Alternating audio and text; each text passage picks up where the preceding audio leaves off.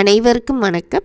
சமையல் அறையில் தப்பி தவறி கூட வைக்கக்கூடாத 5 பொருட்களை பற்றி தான் இந்த பதிவில் பார்க்க போகிறோம். ஒரு வீட்டில் மகிழ்ச்சியும் அதிர்ஷ்டமும் ஆரோக்கியமும் நிறைஞ்சிருக்கணும் அப்படின்னா அந்த வீட்டோடைய சமையல் அறை அப்படிங்கிறது சுத்தமாகவும் சுகாதாரமாகவும் இருக்கணுங்க. பூஜை அறை நம்ம எந்த அளவுக்கு சுத்தமாக வச்சுருக்கிறோமோ அதே அளவுக்கு சமையல் அறையும் நம்ம சுத்தமாக வச்சுருக்கணும். எப்பொழுதுமே சமையல் அறை அப்படின்னு பார்த்துட்டோம்னா வெள்ளிக்கிழமை நாட்களில் ஒரு தீபம் ஏற்றி வைத்து நம்ம அன்னபூர்ணியை நினைத்து வழிபாடு செய்கிறது அப்படிங்கிறது நமக்கு நல்ல ஒரு லட்சுமிகரத்தை ஏற்படுத்துங்க. எப்பொழுதுமே உணவு பஞ்சம் அப்படிங்கிறது வராது. இப்போ நம்ம சமையலுக்கு பயன்படுத்தக்கூடிய பொருட்களை ஜாடியிலையோ அப்படி இல்லைன்னா கண்ணாடி பாட்டில்லையோ கொட்டி வச்சுருப்போம். எப்பொழுதுமே இந்த ஜாடி கண்ணாடி பாட்டில் இதெல்லாம் நிரம்பி இருக்கிற மாதிரி நம்ம பொருட்களை கொட்டி வைக்கணுங்க. இதை நம்ம காலியாக விடவே கூடாது. அந்த மாதிரி நம்ம பயன்படுத்தாத காலியாக இருக்குது அப்படின்னா நிச்சயமாக அந்த பொருட்களை நீங்கள் அப்பொழுதே அப்புறப்படுத்திடுறது அப்படிங்கிறது தான் நல்லது. அது எப்பொழுதுமே காலியாகவே வச்சிட்ருக்குறீங்க அப்படிங்கும்போது அந்த வீட்டில் எதிர்மறை ஆற்றலை உருவாக்கும். அப்படி எதிர்மறை ஆற்றலை உருவாக்குனுச்சு அப்படின்னா அந்த வீட்டில் பணம் அப்படிங்கிறது தங்காது. பணம் இருந்தாலும் வீண் விரயமாகக்கூடிய வாய்ப்பு அதிகம் அப்படின்னு சொல்லப்படுது.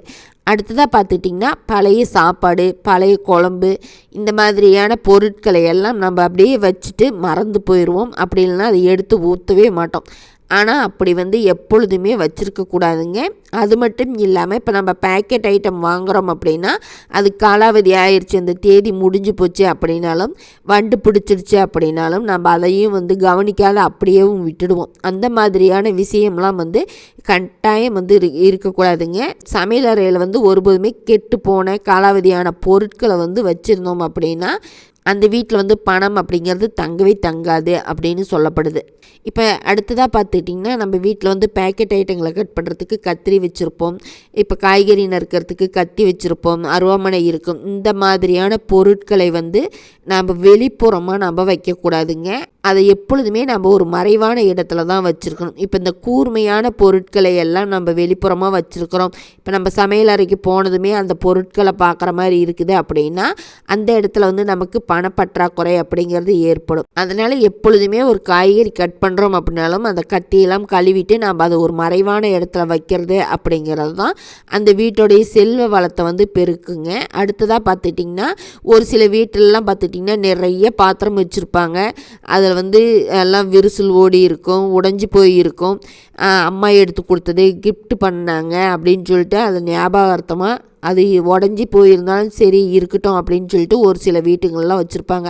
அந்த மாதிரி உங்கள் வீட்டில் ஏதாவது சமையல் அறையில் பாத்திரம் இருந்துச்சு அப்படின்னா அதை உடனடியாக அப்புறப்படுத்திடுங்க. இந்த மாதிரி பாத்திரங்கள்லாம் இருக்குது, விரிசல் ஓடி உடைஞ்சி போன பாத்திரங்கள்லாம் இருக்குது அப்படின்னா உங்களுக்கு வர வேண்டிய பணம் கூட தடைப்பட்டு நிற்குங்க. இந்த மாதிரியான பாத்திரங்கள்லாம் இருந்துச்சு அப்படின்னா உங்கள் ஒட்டுமொத்த வாழ்க்கையோட முன்னேற்றத்தையே கூட தடுக்கக்கூடிய வாய்ப்பு அப்படிங்கிறது இந்த பொருளுக்கு இருக்குது அப்படின்னு சொல்லப்படுது. அதனால் இது மாதிரி இருந்துச்சுன்னா கட்டாயம் நீங்கள் எடுத்து போட்டுடுங்க. அடுத்ததாக பார்த்துட்டிங்கன்னா ஒரு சில வீட்டுங்களில் பார்த்தா நிறைய பாத்திரங்கள் கமுத்தி வச்சுருப்பாங்க. அட்டாலில் மேலே கீழே செல்ஃபில்னு சொல்லிட்டு குப்பை மாதிரி பாத்திரங்களை கொட்டி வச்சுருப்பாங்க. அந்த மாதிரிலாம் நம்ம பயன்படுத்தாத பாத்திரங்களை நிறைய போட்டு வச்சுருக்கக்கூடாது. இந்த மாதிரிலாம் போட்டு வச்சுருக்கிறீங்க அப்படிங்கும் பொழுது அந்த வீட்டில் எப்பொழுதுமே ஒரு அடைப்பு அப்படின்றது இருந்துகிட்டே இருக்கும். அப்படி இருக்கும்பொழுது நிச்சயமாக அந்த வீட்டில் பணம் வசதி அப்படிங்கிறது ஏற்படாது. பணப்பற்றாக்குறை அப்படிங்கிறது மட்டும்தான் இருக்கும். நீங்கள் பயன்படுத்தாத பொருட்கள்லாம் இருந்துச்சு அப்படின்னா அதையெல்லாம் நீங்கள் வேறு இடத்துல மாற்றி வச்சிடுறது அப்படிங்கிறது நல்லது. சமையலுக்கு பயன்படுத்தக்கூடிய பொருட்களை மட்டும் நீங்கள் சமையல் அறையில் வச்சுட்டு பயன்படுத்திட்டு அதை கழுவி கமுத்துறது அந்த மாதிரியான விஷயங்களை செஞ்சுட்டு வரும் பொழுது அந்த வீட்டில் நல்ல ஒரு பணப்புழக்கம் அப்படிங்கிறது இருந்துகிட்டே இருக்குங்க. இதை எல்லாமே நீங்கள் சரி செஞ்சுக்கோங்க. இந்த மாதிரி சரி செஞ்சிட்டீங்க அப்படிங்கும் பொழுதே உங்கள் வீட்டில் நல்ல ஒரு அமைதியும் ஆரோக்கியமும் நிலைச்சிருக்குங்க. பணம் அப்படிங்கிறது வந்துக்கிட்டே இருக்கும். எப்பொழுதுமே ஒரு வருமானம் அப்படிங்கிறது இருக்கும். அந்த வீட்டோடைய ஆரோக்கியமும் நல்லாயிருக்கும், வீண் விரயமும் ஆகாமல் இருக்கும். முடிஞ்ச வரைக்கும் இதை நீங்கள் பின்பற்றி பாருங்கள். இந்த தகவலை பற்றிய சந்தேகங்கள் ஏதாவது இருந்துச்சுன்னா எனக்கு கமெண்ட்டில் சொல்லுங்கள். இந்த பதிவு உங்களுக்கு பயனுள்ளதாக இருந்துச்சுன்னா லைக் பண்ணுங்கள். நலமுடன் வாழலாம், நல்லதே நடக்கும். நன்றி.